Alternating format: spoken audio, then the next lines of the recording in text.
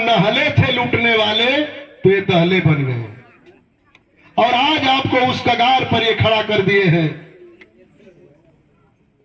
महंगाई अपने चरम सीमा पर है। शिक्षा की व्यवस्था इनकी यह है कि सब निजीकरण हो गया,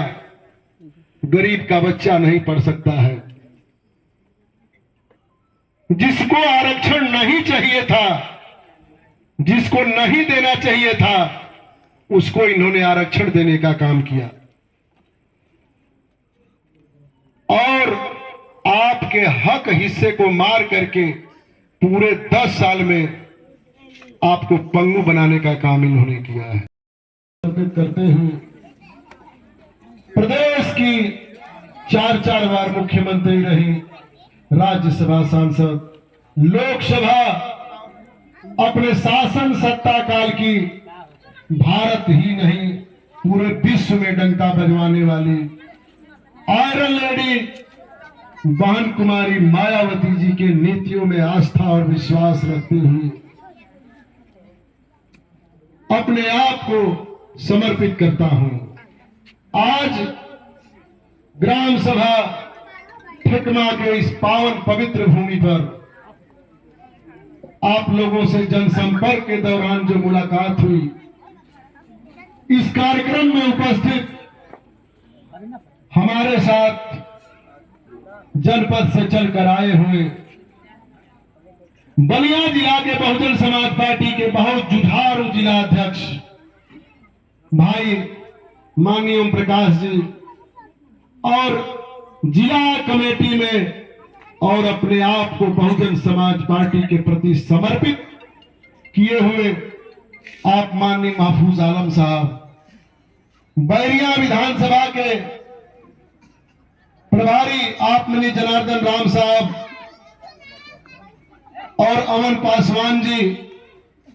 और बैरिया विधानसभा के विधानसभा अध्यक्ष श्री शत्रुघ्न राम जी, मनोरंजन जी, मनोज जी, और इस ठेकमा गांव के इस कार्यक्रम में ठेका, थोड़ा सा इधर उधर हो सकता है, ठीक है, उपस्थित श्री विनेश राम जी सेक्टर अध्यक्ष है, विकेश, श्री विकेश राम जी, श्री पिंटू राम जी, श्री प्रकाश राम जी, श्री राजा जी, श्री संजीव जी, श्री प्रभुनाथ राम जी, श्री छोटू राम जी, श्री धीरज राम जी, श्री टाइगर राम जी, श्री छठू राम जी, श्री अखिलेश राम जी, श्री मनोज राम जी, श्री कपिल राम जी, श्री अमित राम जी, श्री सिंटू राम जी, श्री छोटक गुप्ता जी, श्री राजेश राम जी, श्री मनीष राम जी, श्री ईश्वर राम जी, श्री रामचंद्र यादव जी, श्री प्रदीप यादव जी, श्री विजय ठाकुर जी, श्री ब्रजेश राम जी, श्री अशोक यादव जी, श्रीमती चंद्रवती देवी जी, श्रीमती प्रभावती देवी जी, श्रीमती जी। इस बार 2024 में 18वीं देश के सबसे बड़े पंचायत का चुनाव होने जा रहा है।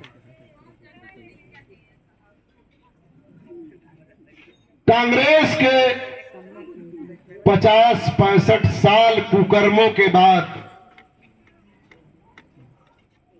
मजबूरी थी लोगों को कि भारतीय जनता पार्टी को लोग शासन सत्ता सौंप दिए भारत को, और इन्होंने 10 साल में इतना देश को लूटा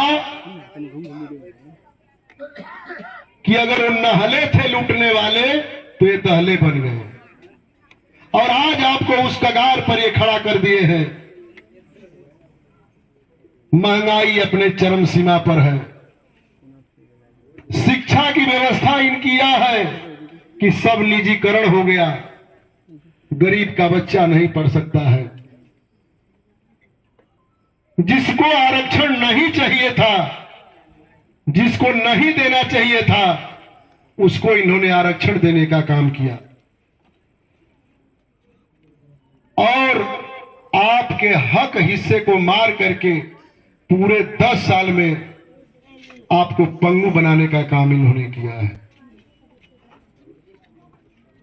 देश की अर्थव्यवस्था से लेकर के सारी व्यवस्थाएं, कानून व्यवस्था से लेकर के चंद लोगों के पास रह गई है। देश के कुछ धन्ना सेठों और उद्योगपतियों के पास इनका कमान और कंट्रोल है।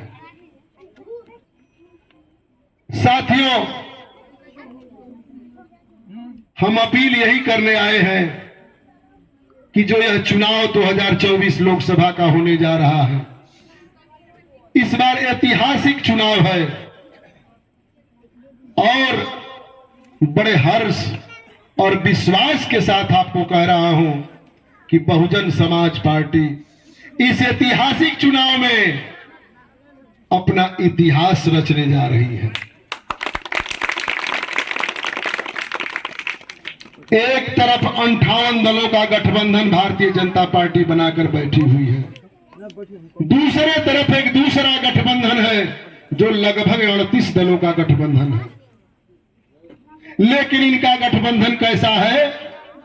कि ये गठबंधन किए किससे है? जात के नेताओं से गठबंधन किए हैं।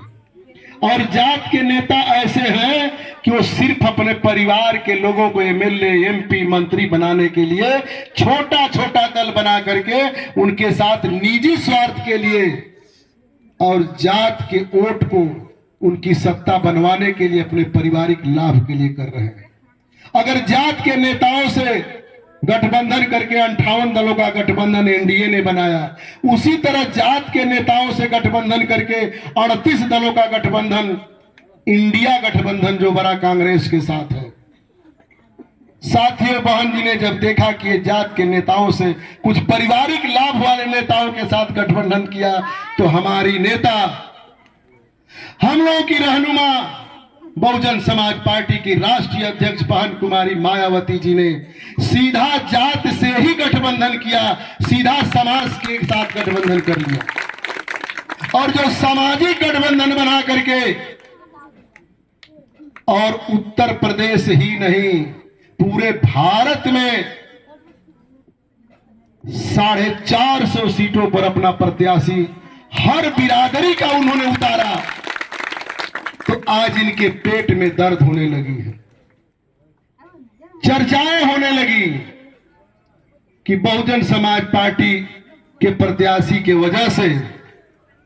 घोसी का चुनाव गड़बड़ा रहा है। बलिया में अगर लल्लन यादव नहीं आए होते तो हम लोग चुनाव जीत गए होते। ये 38 दलों गठबंधन का बयान है। उनके